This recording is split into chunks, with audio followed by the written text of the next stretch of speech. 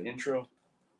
Welcome to the show tonight. Thanks for tuning in to the Tony Gomez Show. It's been a little while, probably about maybe at least 3 weeks since you've seen me. I've had so much fucking going on, but we have got a huge show coming up this Saturday. It's going to be Baldys Metal Brotherhood 4, and we have got Stitched Up coming from Austin to come play with us. So I've got him on the show tonight.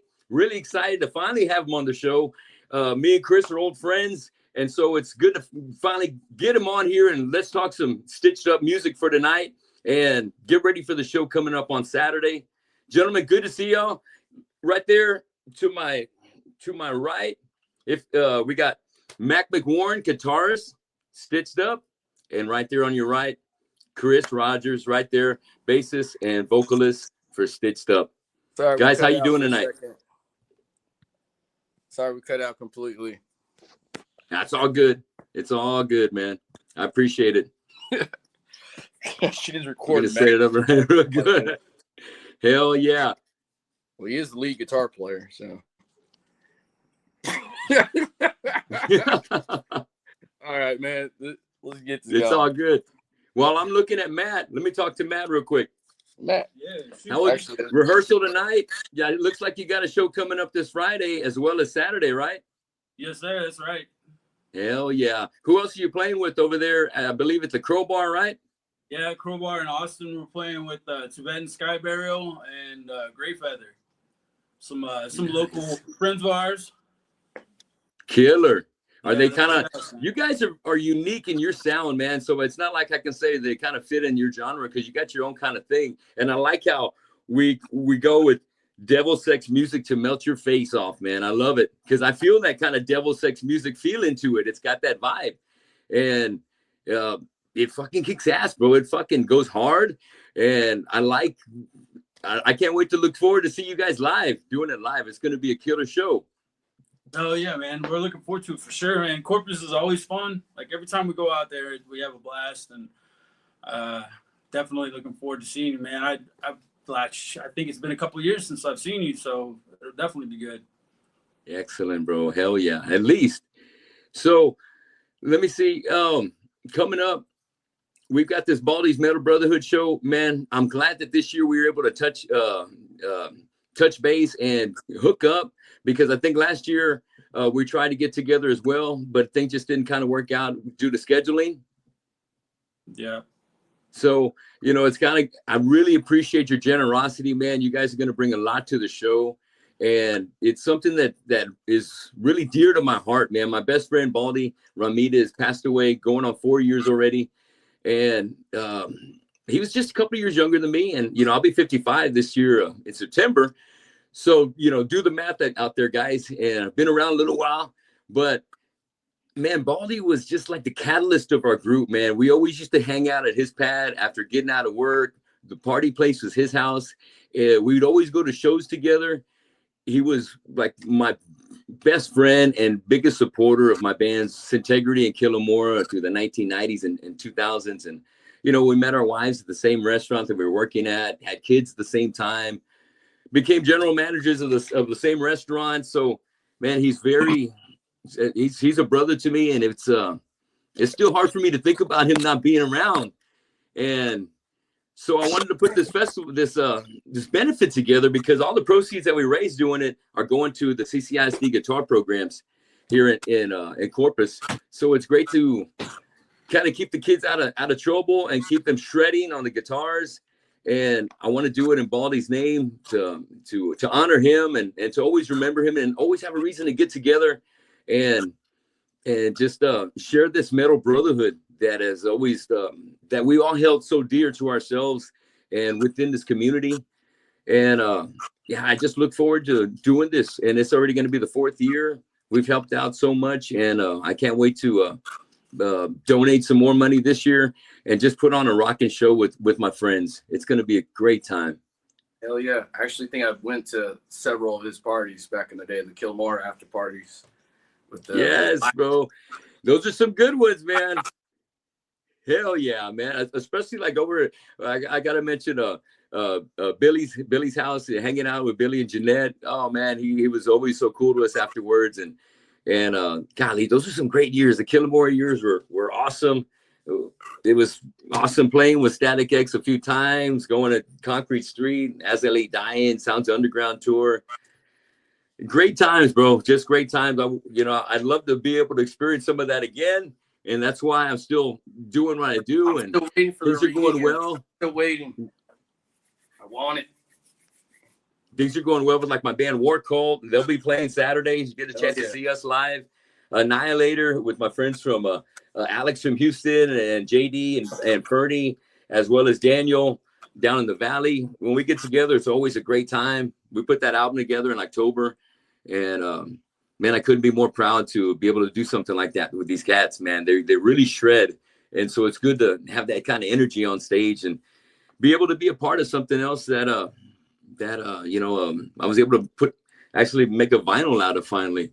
We never really officially put out anything more than just a couple of EPs with Killamora. Even though we actually recorded 10 songs, it never actually just made it out there. Still got the EP. It's kind of like the album that would have, could have, should have, but never did. I still got it. Nevertheless, Chris, we're going to be doing a couple of Killamore tunes there with my band War Cult. We're still trying to fill up some of our set. So until then, we're throwing in some Killamore to make up some set time. So it's going to be fun. We'll be able to hear some of those oldies but goodies like Groundbreaker and Confess. Yeah, Groundbreaker is pretty fucking sick. Yes, you remember. You remember. Well, I tell you what. Is it just going to be us two? Play there.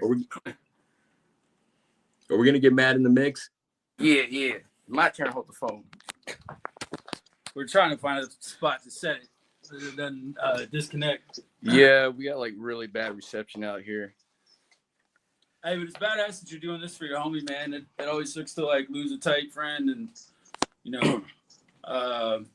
friends that are with you that long don't come along very often. So it's fucking badass that you're honoring. We're honored that you put us on the bill, man. For sure, I'm glad everything worked out and the stars aligned so we can make this work. Yeah, straight up, man. It's gonna be a blast, man.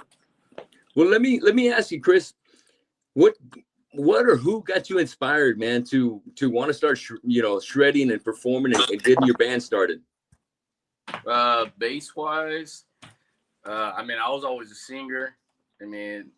Great thing about being a singer is like you're the lazy guy of the band and you let all the guys do all the work.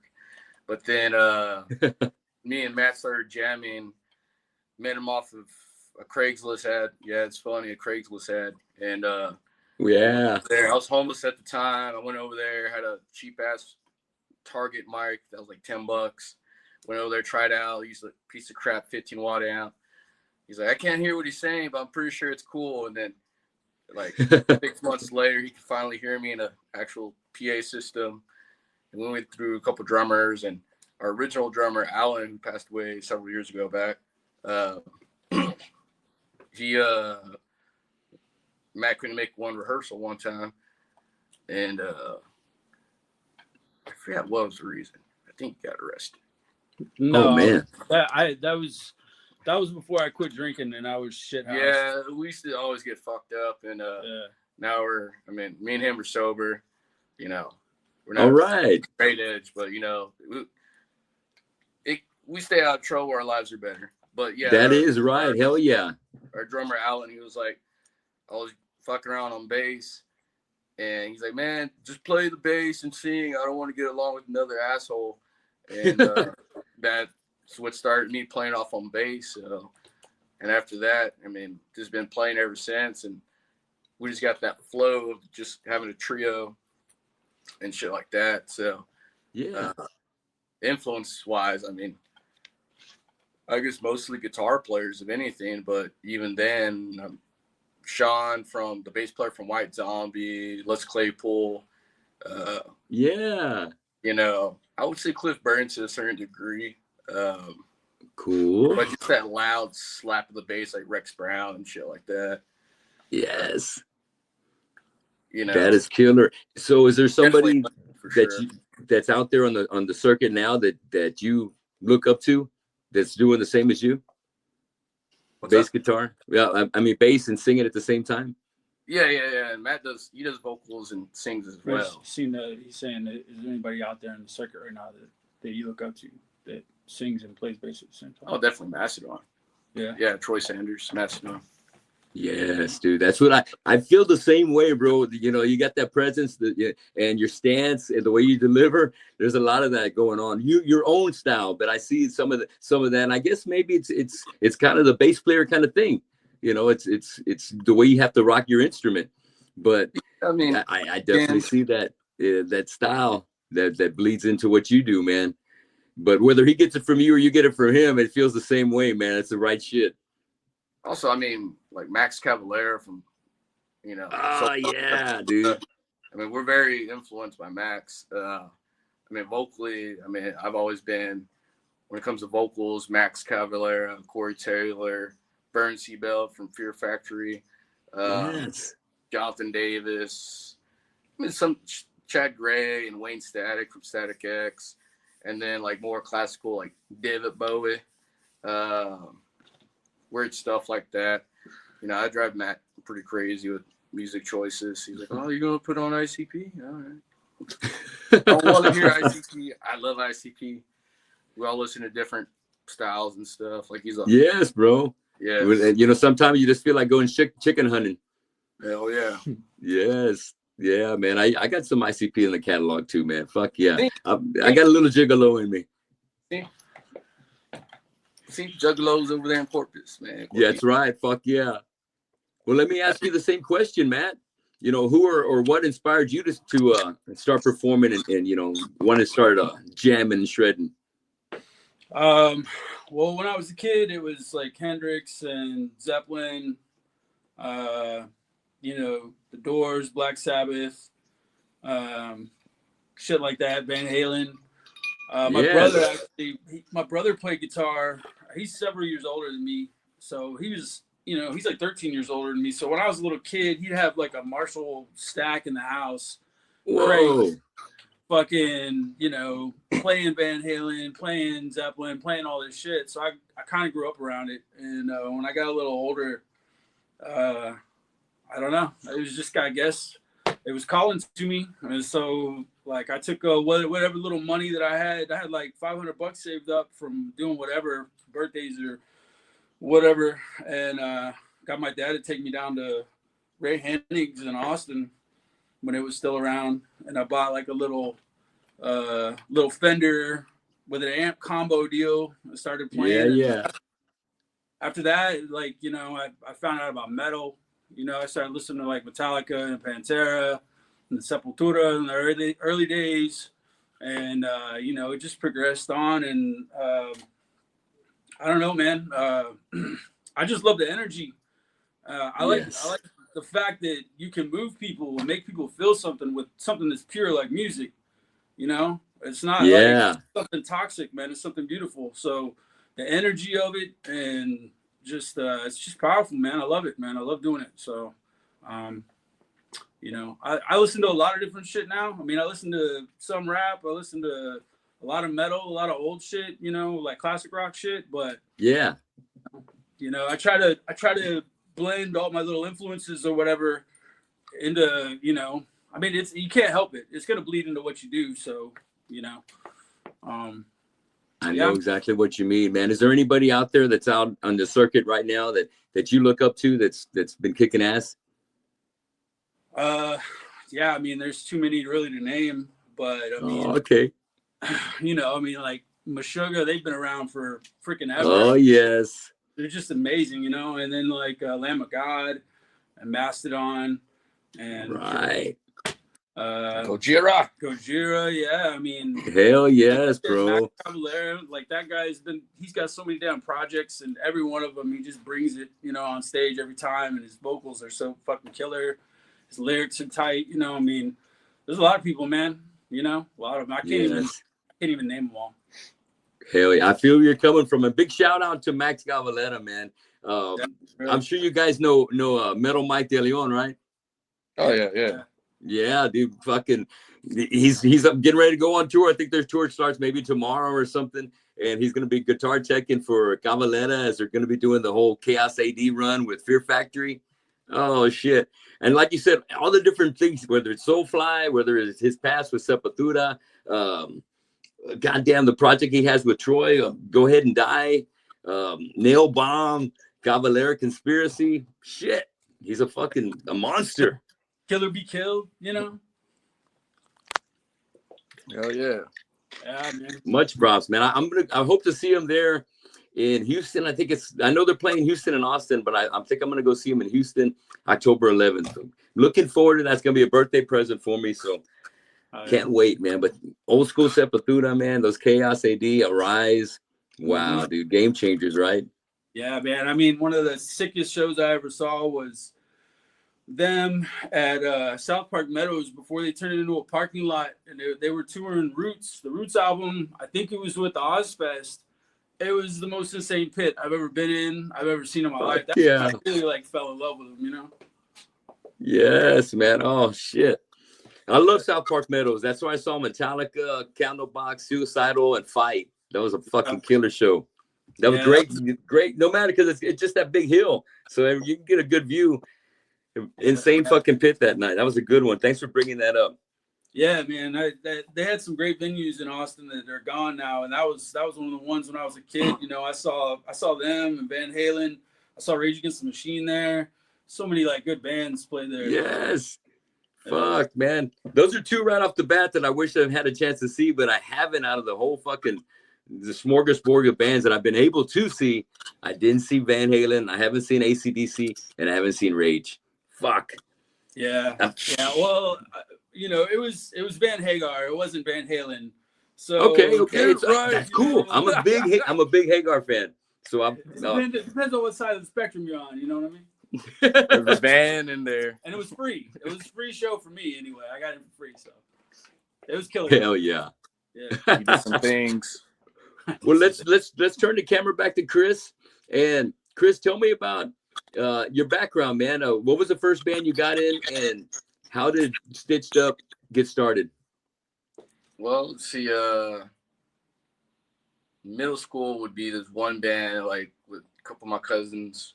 Never went anywhere. It was called Asylum. Kept switching names. Never worked out. Never really went anywhere. We just play at my grandma's place. All right. And then from then on, was there anything else before you started getting Stitched Up together? It sounded terrible. I'm sorry. We froze for a second there, Chris. I'm sorry. There we go. I was gonna say when I met Dimebag, I was back in maybe 7th or 8th grade or something like that, over there at the Damage Plan show, Headbangers Ball, over there at Concrete Street. Yes, with Hatebreed.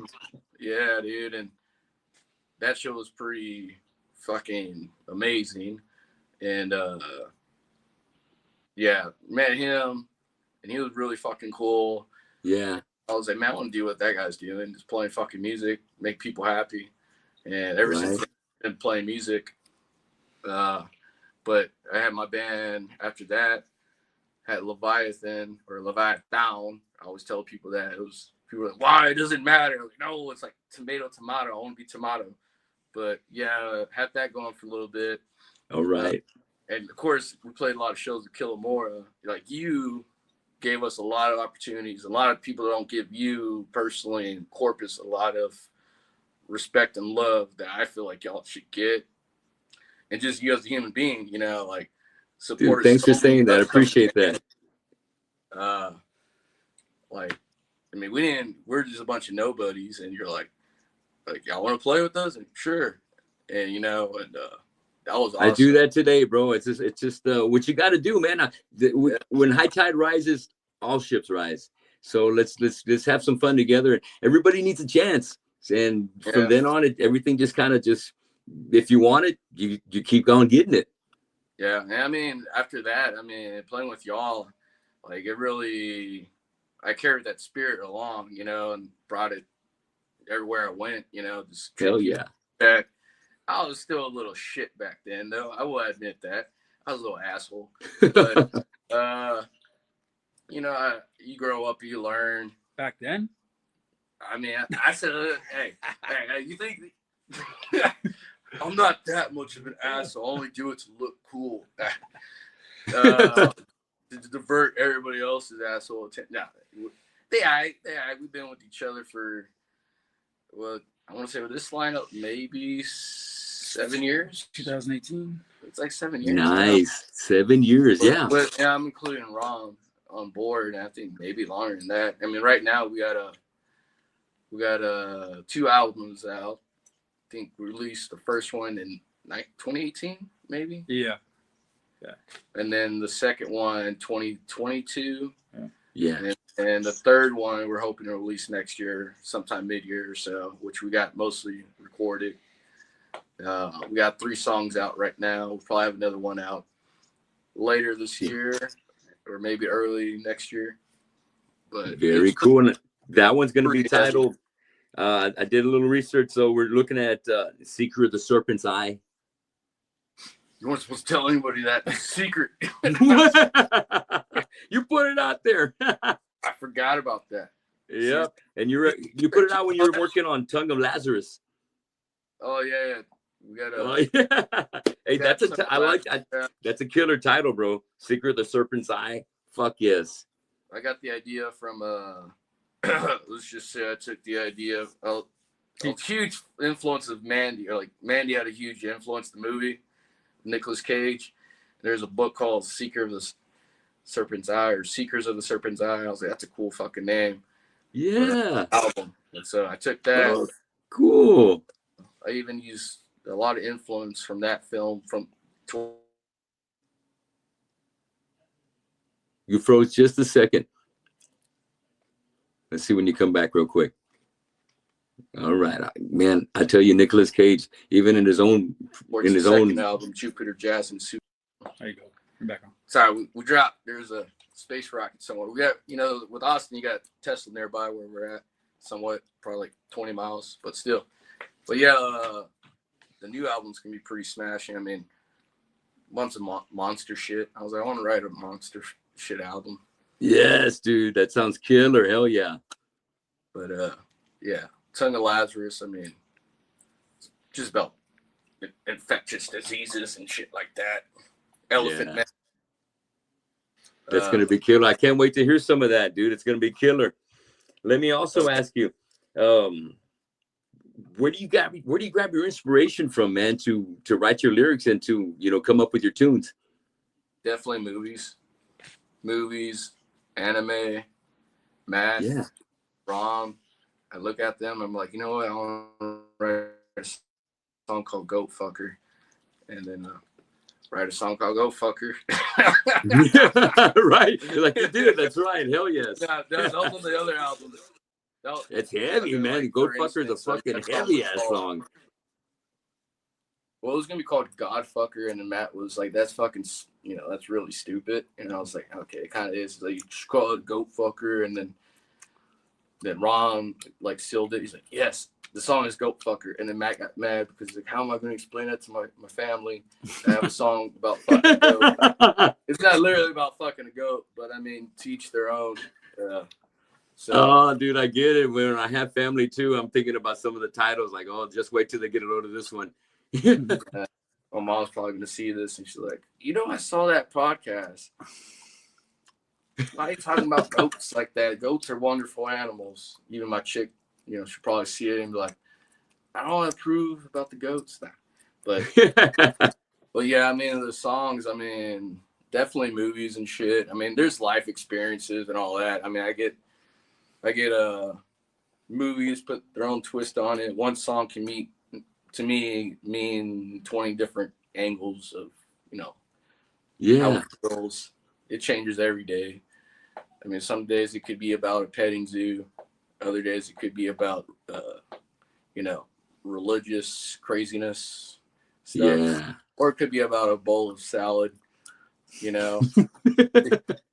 But, that's what makes our band what it is. So we're just, we don't really try to hold ourselves to certain fuck to give, I guess. And we had this one song about chickens too, but they refused to play it because it's too political. Chicken stew was too political. Yeah, there's a chicken song. It's there's a lot of box in it. Yeah. But Shit. But yeah. Let me also ask you, what was your first? Let me jump back to Matt. Matt, what was your first concert? Barry Manilow. No shit. No, The Copacabana. that was my second one. No, I don't even remember. Honestly, man, I don't remember my first show. You didn't go with your brother, or maybe was your dad a rocker too? Yeah, not by the time I got into it. He kind of moved on. My brother he's like 13 years older than me, so he was off doing, Yeah, that's a lot of years between y'all. You're right. Yeah, he was off doing his thing. He was partying and playing in bands and shit. And so, first show, Come on. I mean, the first ones I remember going to was like Korn and Okay. Pantera. Ah, all right. Like in the early 90s. Like, I think I saw Pantera in 90. I think they were doing Far Beyond Driven. It was the music hall. It was fucking amazing, man. I mean, I consider myself lucky to be able to see them back then, you know? Yeah. Incredible. Yes. I remember that tour. When that one, Far Beyond, I'm trying to think who might have been the opening act on that tour. I want to lean towards Typo Negative, but I'm not 100% sure. I know Biohazard was playing with them the night I saw them. So ooh, maybe I have my albums mixed up, but yeah. Sick fucking tour. Fucking tour. Yes. Far Beyond Driven. Oh, I love it. Love it.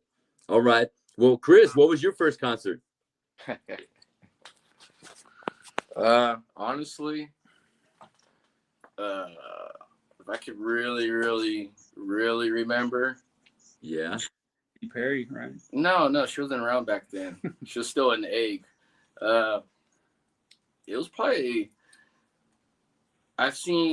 metal wise, it would be the Damage Plan show. But all right. Yeah, but back further then, I used to go to a lot of Tejano shows. It was like around when Selena, before she died. Like, I was that young. And I know my aunt, she used to have hookups with my step uncle Juan. He was like a real big DJ in Killeen for the longest time. He did all the Tejano shit. So he had like all the connections to every Tejano band, like all of them back when Tejano was Tejano. Matt doesn't like Tejano. That's cool. So you've seen Selena then several times? But yeah, I forgot which bands. I know it was like Selena's husband was playing. That is cool, man. Yeah, I tried to get Chris Bettis on the show, man, but he hadn't responded. But yeah, dude, that's great, man. I never got a chance to see Selena, but I remember back in the days that was definitely in the 90s, and that's when I had Integrity. And my bass player Brian Canales, man, when Selena passed, man, he took it hard. Because it was like right in the neighborhood that she grew up in. So, man, it definitely. Yeah. I mean, who didn't take it hard in Corpus? You know, come to think of it, it was just all fucked up, man. It was a fucked up event. I remember my mom showing me on TV. We're watching it together, and then we went back. We went by her house where everybody had like the whole gate was just filled with flowers and all this stuff. Yeah. And I mean, I have family who met Selena like just randomly at the mall. I think it was back when there was Sunrise Mall, when it was still Sunrise, like cool, you know? Which crazy to think that Sunrise used to be awesome. But yes, I think my cousin met her. Oh, shit. She's really down to earth and real nice. Got her autographs and shit. That is awesome, bro. You still got some of that? What's up? You save it? No, I don't have any of that stuff. I know we used to have that. I think my grandma had the Selena doll. And then cool. Yeah. Yes, brother. Well, I definitely want to bring up the latest single that you put out right here. I think it was May 30th, not too long ago. Slither and Stone. That's a fucking banger right there, man. Is that going to be part of the set here this Saturday? Yes, it is.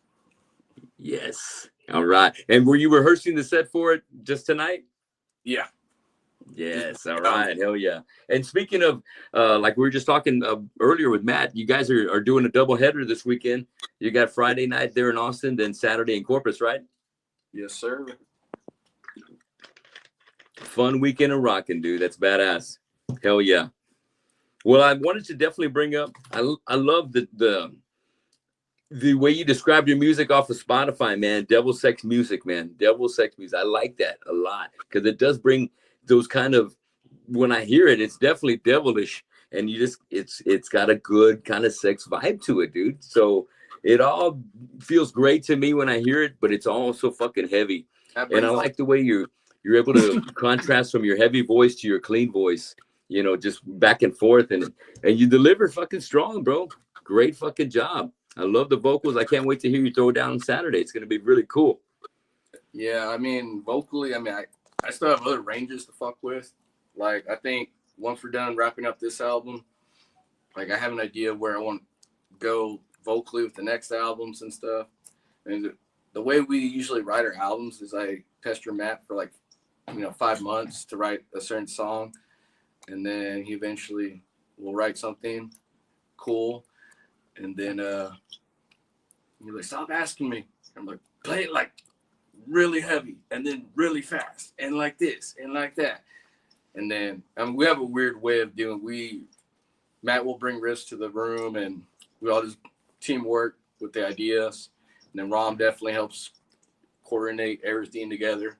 Like he has a lot of input with the band when it comes to writing, but it's all teamwork. And at the end of the day, we all have to have fun playing it. And, if it sucks, like somebody in the room will say it,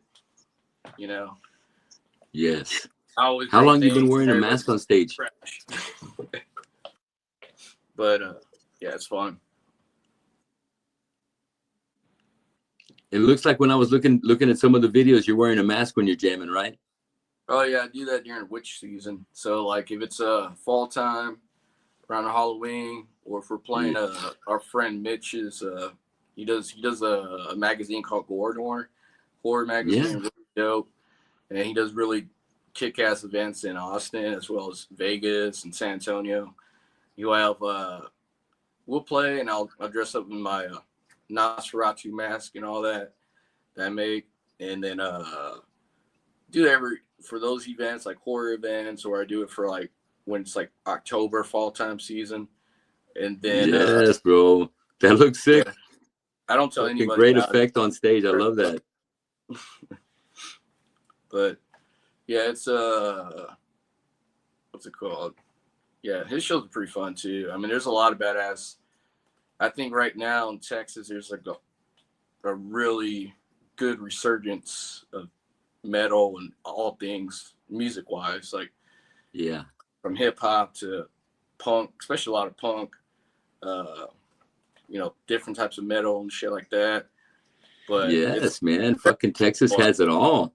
Yeah, I mean, I feel like from 2014, maybe 2013 to like 2016-ish, it kind of just like everything's kind of like dry. And then out of nowhere, 2017 came along and people started slowly coming back. But also, I think everybody was doing DJ shit, like dubstep stuff. But I was there at all those dubstep shows. But I think there's like a really huge resurgence of the music in Texas right now. I mean, especially San Marcos, which doesn't get enough love, San Antonio's getting there too, like Metal Riser, fucking, they're pretty fucking sick. I think everybody should check those guys out. Really good guys as well.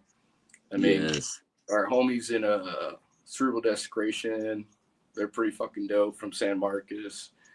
And they kind of, I need to listen to those guys. They're San Marcos, but also San Antonio. But I mean, it's got a lot of badass shit. Like, I'm looking forward to checking y'all out, as well as Womb Rot.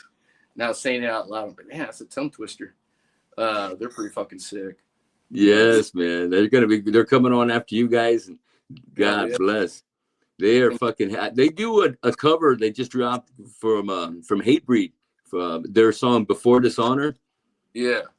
These guys they're fucking sick. Man, I've been doing that song with my band Fistful of Metal for about 15 years, dude. I'm hoping the night of the show, Anthony lets me go up there and sing some vocals with him, man. You gotta remind them. Sometimes people forget. I know, bro. I might have them on the show maybe tomorrow night or Friday. It depends if they're available. I talked to Anthony, the singer, so we'll kind of play it by ear. But I'm hoping I can do that, man. I love that song. I love me some Hatebreed. We both love Hatebreed. Yeah. We all love Hatebreed. Shout out to Josta. And if it wasn't for Josta, I wouldn't have my own podcast. So I got to give him props. And yes, I have tried to hit him up for an interview too. It's been about a year. And he talked to me. Well, he brought it up on his own Patreon. So I always listen. And he came on. He goes, "Yeah." So I get this message from Tony Gomez. Will you be on my 3rd year anniversary show on my podcast? And he's like, "Man, Tony, I'd love to, but I get asked by so many people to be on their show. If I do you, everyone else gonna be fucking pissed off. So I really can't do anything. But if you get in touch with my agent, then that's another story." But you should hit up the other guys in the band. They love to talk to you. So I tried to hit up Wayne. I hit up, I also hit up Sean Martin as well. But no luck. But nevertheless, dude, Hatebreed is just one of those mainstays. I'm glad that they're still doing their thing. Yeah, I mean, Hatebreed. I mean, Jamie Josta definitely was a huge influence on me as well. Like for those fucking heavy, just shout vocals. Yes. Especially when I saw him at the Headbangers Ball show. A lot of people got hurt in the pit. It was pretty dope. Fuck yes, man. It's such heavy music, man. Heavy music. Just they really bring it. They're one of those few bands that has been doing hardcore for a long time, and it's still, one of the best at it. Hell yeah, dude. Fucking what was it? Yeah, our drummer Rom, he plays with his main band he plays with right now is Black Satellite, and they've been blowing up pretty recently too. So you probably came across their page here and there, but I think he's going on tour in October with Mushroomhead for a month with Black Satellite, which is pretty dope. Hell yeah, that's cool. Yeah, he did they were a supporting act with Marilyn Manson earlier in the year, which is pretty dope. And it's like everybody doesn't realize how small the world is for the music industry. And right. Everybody knows everybody. I mean, it's kind of like Mike DeLeon, knows one person, this person, and that person, and they all connect with each other. Next thing you know, that's why you see a lot of bands end up having like their bass tech or guitar tech taking over, guitar duties or bass duties. I think that happened with Slipknot. That happened with Deftones, I believe. Happened with Era too, or even Down. Like everybody knows everybody. So it's like at the end of the day, don't be an ass. That's a blessing, man. I'll tell you, because we all need each other's help, man, to do this thing, because we're not fucking getting rich at it. So we get a lot of fulfillment of just being able to get our shit right and be able to share the stage with some other fucking bands that have been grinding it out as long as we have. Let me also give some respect and big love to some of these other tracks, dude, that I've been enjoying right off your set list, like fucking Horgasm. That's a fucking tight name, dude. That sounds like a band, but then it may be somewhere, because that's just a kick-ass fucking title, dude. Horgasm. Guys, listen to Horgasm. All right, I can't say that enough. Listen to Horgasms. Go to Stitched Up on your favorite music platform, Amazon, Spotify. Spotify's mine. Look it up on YouTube as well. All right, Horgasm, and it's spelled WHOREGAZM. And then also, when you also released your single for Nosferatu, I Am. That's a fucking heavy one right there, dude. Big banger on that one. I hope that one's on the set list Saturday. Yeah. Horgasm, the Ricky from Hate Waker, the singer, he's a singer from the band Hate Waker, which is a really badass band from San Marcos, which I recommend everybody check out. Shit. All right. Yeah. He does vocals at the end part of Horgasm, and I just had him. I told him, I was like, man, like when we were writing the song, and the whole last section is just a heavy thing that I wrote on bass, and then Matt perfected. And then I was like, man, he's like, we need vocals over this whole section. I was like, well, we're gonna have Ricky from Hatewaker. He was like, okay, but okay. And then I fucking hit up Ricky, and he was like, yeah, let's do it. And he wrote all the lyrics for that whole section. We had him come in, and he's like, well, how do you want me to do it? I was like, do whatever the fuck you want. I believe in you. And then he just laid it down, knocked it out like in probably 30 minutes. Very professional. Fucking, I was like, damn, he's fucking killing that shit on the vocals on that shit. And we did one show recently with him live. Cool. Sick. Kicked Matt's guitar pedal. So it was Kick my hilarious. cord out of my. But yeah, that was a good show. Yeah, definitely. I feel like Hatewaker needs a lot more love. I mean, there is a lot of love for them, but still, those guys are fucking awesome at what they do, especially what they do for the music scene in San Marcos. There's like a huge community in San Marcos people don't know about. And it's definitely one of those stops that we always love making, like all the time. That's tight. Hell yeah. Much love to all you bands from San Marcos. Keep on fucking grinding, man. Never stop. But I got to mention Goatfucker because that's a big banger right there. So I had to mention that. But Zero Bullshit is another fucking hard one that I fucking love fucking cranking up. But another great one that definitely got my attention because of the name, because I like the actor, because I like Kill Bill, was David Carradine. Hell yeah, dude. That's a fucking bad jam too. So what was the inspiration behind David Carradine? I mean, that song, like when I would just write like solo stuff at home, I would just come up with random things, and I was like the pop culture references and stuff like that. Yes. And then that song was kind of a euphoric meaning of a song. That song was about suicide and stuff like that, or just the euphoric meaning of, and for instance with David Carradine, like when he had sex, he got choked out, while having sex for that euphoric thing, and got left dead in a hotel with some hookers. I mean, that's what different things happened, but either way he died. And I was like, that's a cool song idea. Right. Hell yeah. I mean, it's like sink down into the river. And Matt does vocals in that section, which is pretty solid. And it's just getting to that euphoric state of whatever you need to do to get there and stuff like that. But yes, man. You just reminded me about about how David Carradine died. I forgot about all that shit. No wonder there's a lot of inspiration you can get off of this guy's story. Son of a gun. That's a good one, all right. Rest in peace, David Carradine, Mr. Kung Fu. Mr. Kung Fu, man. That was all right back in the day. They used to show that shit a lot. Congrats. All right, well, guys, I don't want to keep you too long. We're working on an hour, and I'm trying to wrap it up in an hour. So let's get to some fun stuff real quick. I do want to mention, once again, we do have Baldys Metal Brotherhood coming up this Saturday. We got Stitched Up coming from Austin. We got Womb Rot playing. Our homeboys from Womb Rot, Anthony and the guys are going to be out there. My homeboys from War Cult, big shout out to Brian, Eric, Brandon, and David. We're going to come hard, man. It's going to be a great one. But we also have Left Hand Devil / Cat House. We're going to have Ralph out there with the guys. He's going to do some jazz fusion and just fucking rock hard. And then we also have the John Cortez Band. John Cortez is one of our best guitar players here in town.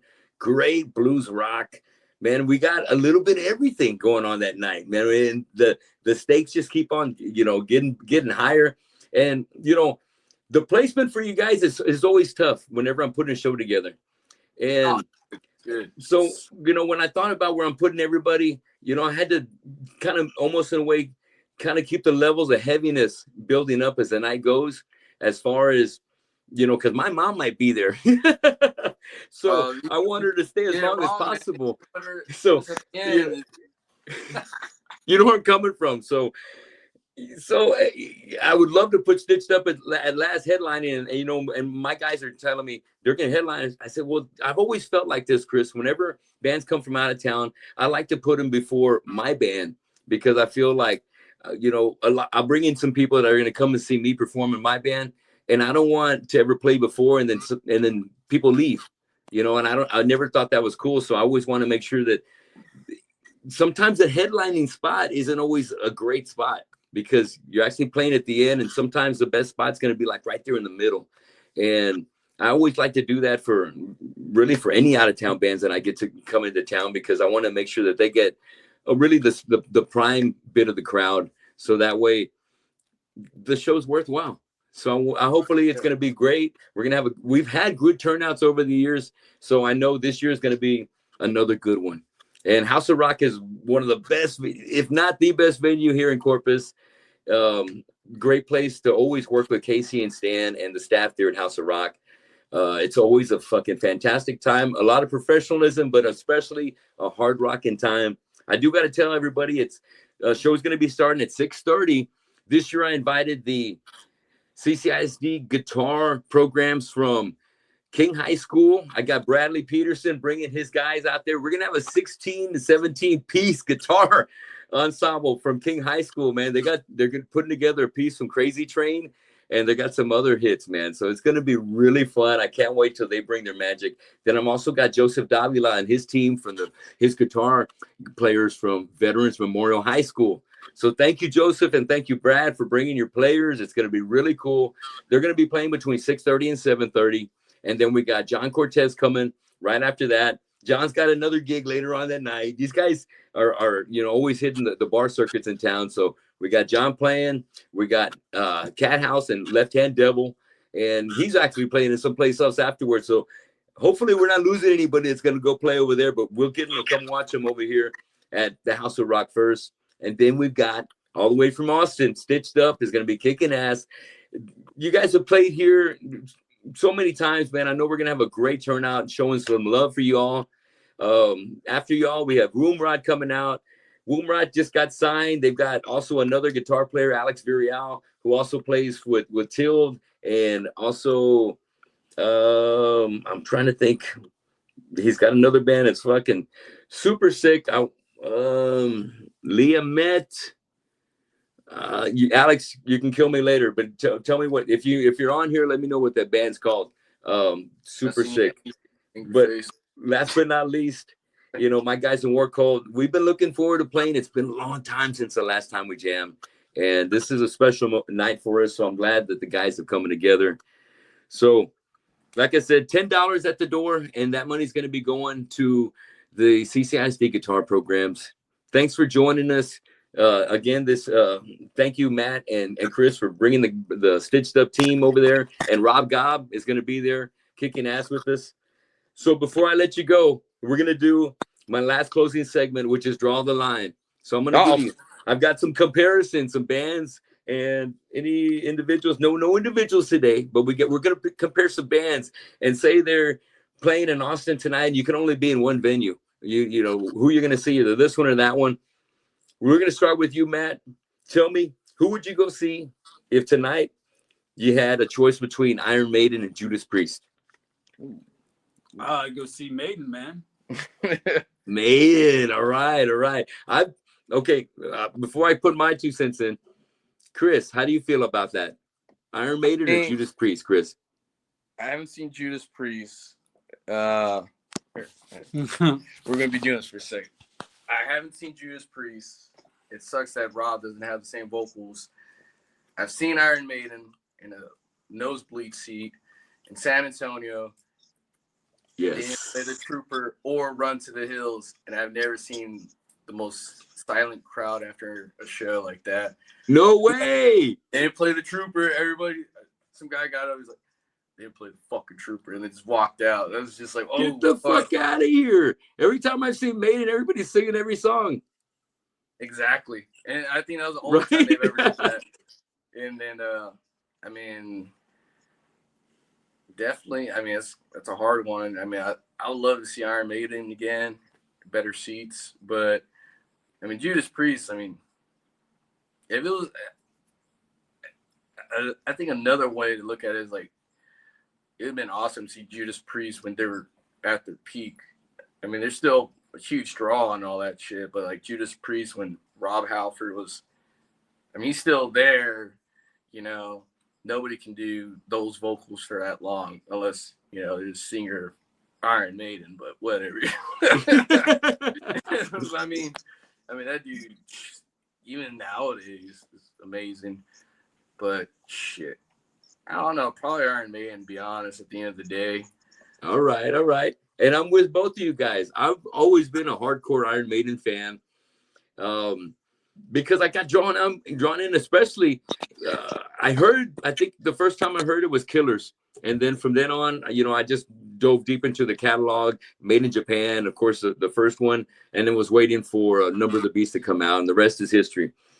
But always, you know, how can you beat fucking a mascot like Eddie? That's all metal, the best fucking album covers for I don't know how many albums, and just great fucking metal all the way from top to bottom. Let me hit you with the next one. Obituary versus Cannibal Corpse, Matt. Ooh, I just saw Cannibal Corpse. Ooh, you just saw him? Fuck. I saw Obituary a couple years ago for the first time. That's tough, man. That's really tough. That's hard, right? Yes. Yeah, dude. I would say since I like them both. Since I just saw Cannibal Corpse, I have to say Obituary. Dang. Okay, all right. I get it. Exactly. You had your fill with the Corpse already. So now it'd be time for some Obituary. Yes. The other type thing, you know, it's just I just saw Cannibal Corpse, so I'd have to go see Obituary, you know. They're see both Obituary or say Obituary? What do you think, Chris? Which band would you go see? Obituary or Cannibal fucking Corpse? I ain't gonna lie, I've never seen Obituary, but everyone says they're amazing. I've seen Cannibal Corpse probably 4 or 5 times. Yes, all right.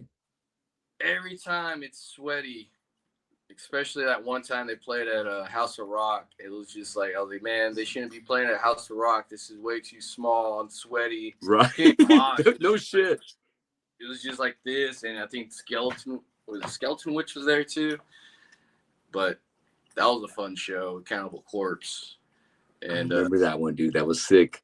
You know, back in the day when I had there was the Killamore years. No, it was his Integrity years. We opened for him on the Bleeding tour, and I got to hang out with Dave. Did I say that? Mercury? Did I pronounce his last name? The bass player? No.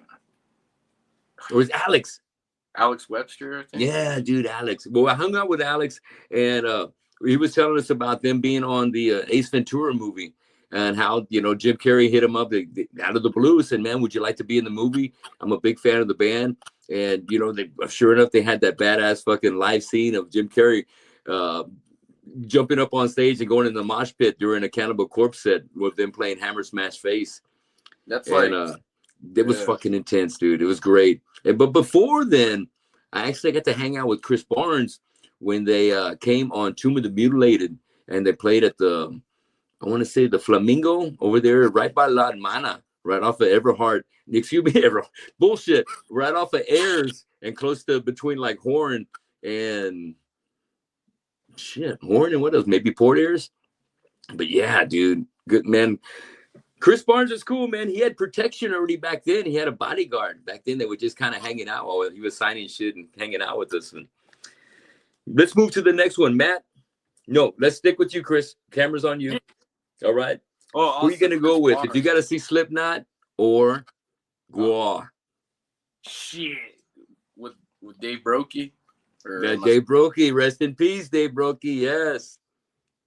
Or Guar or Slipknot. Well, that's when you gotta play what era it is and who's still alive. I mean, Slipknot nowadays, I would love to see because of the I forget his name. The drummer they got from Sepultura, the new Sepultura. Oh my god. Oh my fucking god, dude. He's so fucking badass. Oh, he was like the reason why the new Sepultura was, to me, in my What, opinion, likewise. it was like, ooh, Sepultura's back. Yeah. You're fucking back. Yes, bro. And then they're not. Because they take the drummer, like, we need that drummer. But shit. I mean, with him on drums, I would love to see that show. But if I had it, oh man, that's like saying, like, kind of hard. I mean, if it's like nowadays, obviously I'll go with Slipknot. But if it was like, if Dave What was album? alive, What Gore album? War was always a fun show though. Like Always, bro. Yes. And shit like that. Yeah, Dave Brokey jizzed in my face several times. So which one would it be? If it's right now, it's definitely gonna be Slipknot. If All it right. was 99 Big shout out, huge shout out to our favorite drummer, Eloy Casagrande. That motherfucker is a man. He's like a Tommy gun, dude. But he's like one of those fucking guns that shoots off the bottom of a helicopter, dude, of a Black Hawk, man, a Black Hawk motherfucker. He's just a machine and then some. He'll blow you fucking away, dude. Eloy Casagrande, definitely one of the best drummers that is out on the market right now. Exactly. And he's a game changer. He's a game changer for your band. Hey, Matt. Okay, so What do you think, Matt? what do you think, Matt? Slipknot versus Gore. I've never seen Two Gore. big productions, probably one bigger than the other, obviously, for obvious reasons. But when it comes to a good time, do you prefer the wildness, the bloody action, the sweat of a Gore concert, or the ferocity of Corey Taylor on vocals and Eloy Casagrande banging it out on the drums? Well, it's tough to say. I've never seen Gore, so. Oh, okay, all right. So I've seen Slipknot once, and it was fucking badass. Yes. But I mean, I'd have to say Slipknot because I'm just not as familiar with Gore stuff. Although I always like trying new shit, so I would be down to go see a Gore show for sure. But you know, if I'm gonna go with what I know Slipknot's gonna fucking deliver that shit. So I have to go with that. Got you. Hell yes. Okay, I got two more for you guys. Matt, tell me who you want, or who would you go see between Machine Head versus Lamb of God? Oh, fucking Lamb of God. That's an easy one for you. Okay. No. I just, I've been listening to Lamb of God for quite a while, and fucking Mark Morton and fucking Willie on guitar, and yes, Randy on vocal. All those guys are fucking so tight, man. Their fucking riffs are killer, dude. They're just, for sure, man. Got you. Okay, hell yeah, Lamb of God for Matt. And Chris, what do you think? You more Machine Head or you Lamb of God? I would have to say Lamb of God, but yeah, all right. It's old shit from like the 90s, early. It's pretty fucking sick. Yes, like As the Palaces Burn. Yeah, and then Lamb of God, that was like everybody in high school and middle school. It's like, dude. Yeah, such a game-changing fucking band, dude. I still can't get over the fact that Chris hasn't played drums for him anymore. But big shout out, Lamb of God,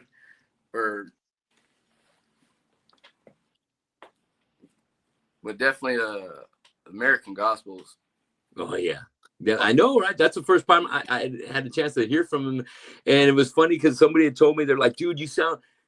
In Killamore, a friend of mine, I hadn't heard Lamb of God yet. They were like, dude, you sound like the guy from Lamb of God.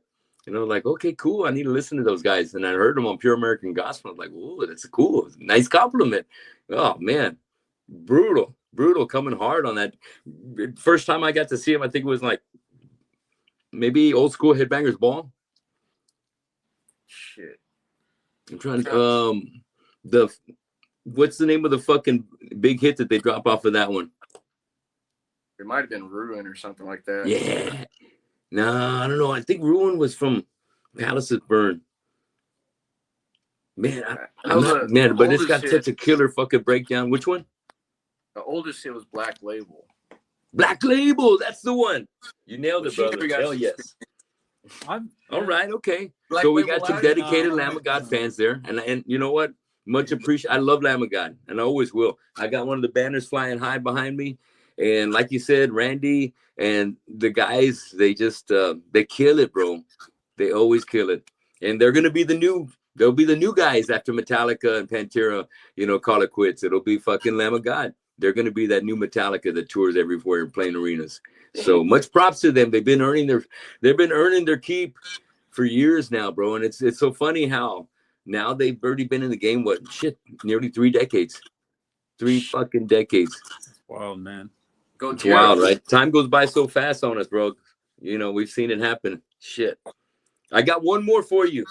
Chris, All right. tell me, where do you stand, or who are you gonna have to go watch if you got the original lineup of both these bands, either Slayer or Pantera? I mean, Pantera. Oh, okay. That was an Slayer, easy one for you. I mean, Slayer, it would be epic, but I mean, Pantera, after seeing Dimebag, I mean, everybody who's seen Pantera that I know, like, Pantera. Yes, bro. That is very sincere, and I love that because I feel the same way at where you're coming from, man. That story, the Pantera story, man. It's been 20 years already. I think 21 since we lost Dime. How the fuck is it 21 fucking years? Wow. Yeah, it's hard to believe when I do think about it, and that's one of the problems. That is the most tragic thing that could ever happen to a musician, man, is to be taken out while you're jamming. That yeah. you're the most vulnerable, and you're at the time where you're being the most being the most expressive that you could be at that moment. And you ain't even possessing a fucking weapon except your axe, which can kill people. But I just it's a loss for words, man. He's was definitely more than a diamond in the rough, man. He just it bothers me still just thinking about it, man. But so Pantera all day for Chris. And what do you think, Matt? Yeah, he's gonna better see Pantera. You better fucking say it with your chest. Well, like, I mean, I've never seen Slayer live.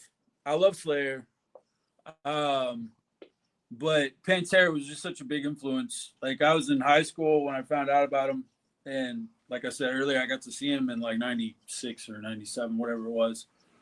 And I mean, still to this day, it was such a big influence on me. I would go see them in a heartbeat.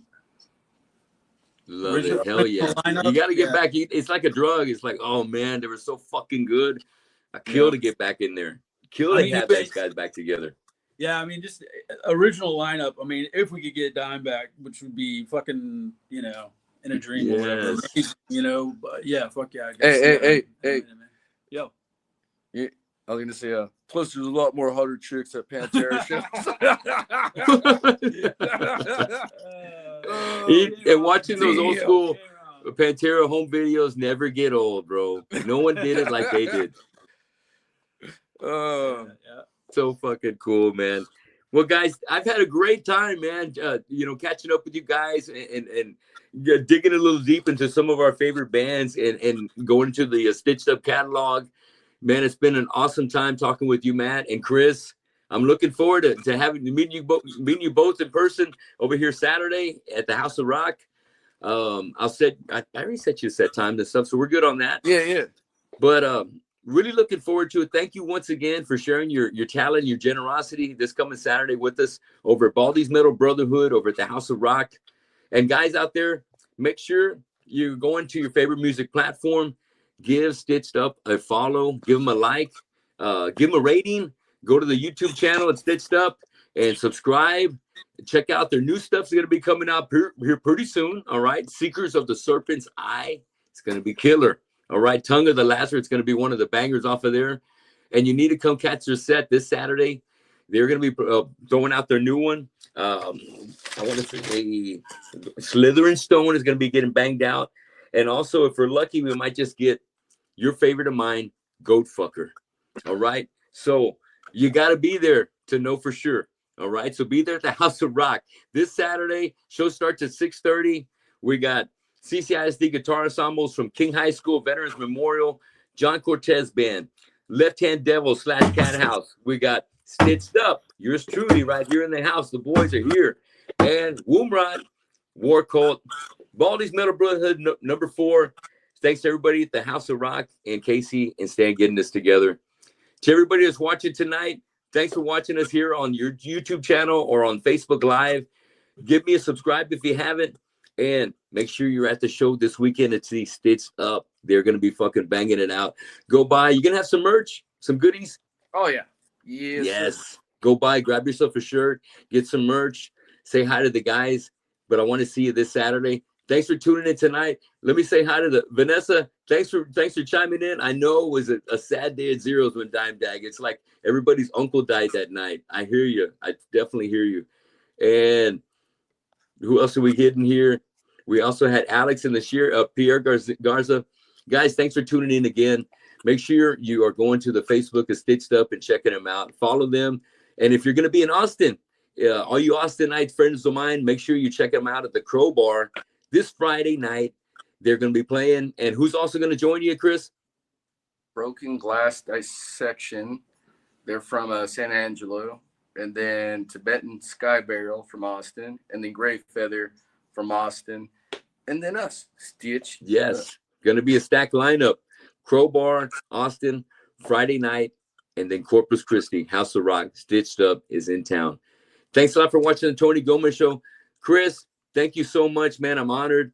Matt, thank you so much. I'm honored. Thanks for being on the show finally. And let's get ready to rock out Saturday. Any last words from you guys? Any last words before you blow up? Shit. Stay up. Keep your horns up. Keep your horns up. Keep your horns up. Yep. Keep them up. Keep them up. Keep them up. Yes, you better believe it. Guys, thanks again, man. Stitched Up in the house. We'll have you get on the show again soon, man, after we get that new album out. All right. Thank you, bro. Yes, brother. Y'all have a good night. I'll see you Saturday. Right on. Yes, sir. Later, guys. We'll see you at the show. Later. Good night. Good night.